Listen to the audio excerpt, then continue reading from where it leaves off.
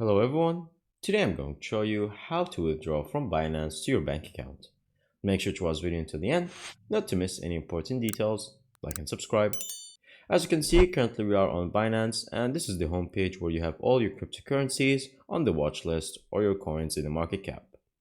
Now for you to access your own cryptocurrencies, you're going to have to go to the portfolio section.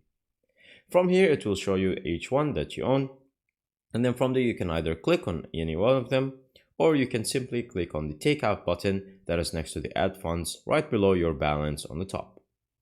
From here you're going to click on takeout, and then you can either withdraw to send to a non-crypto address via crypto network or sell your crypto, and you're going to choose the second option.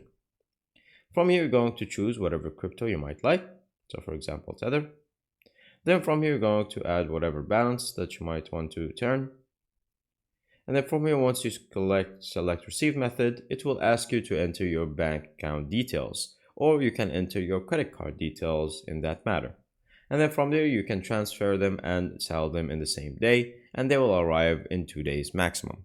Thank you guys for watching. See you next time. Bye bye.